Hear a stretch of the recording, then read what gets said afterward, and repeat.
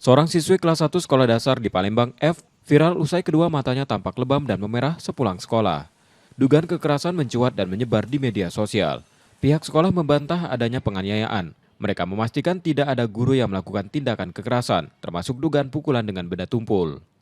Wali muridnya mengirim surat bahwa anak ini Akmal Fathia tidak bisa masuk sekolah, disertakan surat keterangan dari dokter tadi istirahat 3 hari.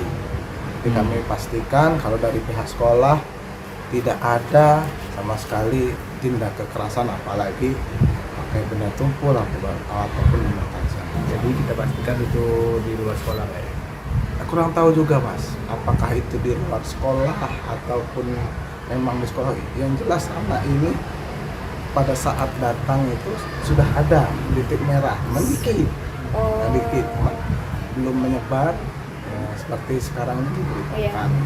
F kini menjalani perawatan di rumah sakit. UPTD PPA Kota Palembang melakukan pendampingan, sementara keluarga masih menunggu penjelasan medis terkait kondisi mata anak mereka. Kalau dugaan kami belum juga bisa menyampaikan karena kami dari UPTD PPA sekarang masih mendampingi adik Fathia ini dalam hal pemulihan konseling psikologi dari adik Fathia itu sendiri. Untuk penyebabnya kami belum bisa berasumsi. Jadi dokter tadi nyarankan apa, Bu, kata Ibu? Rawat sini.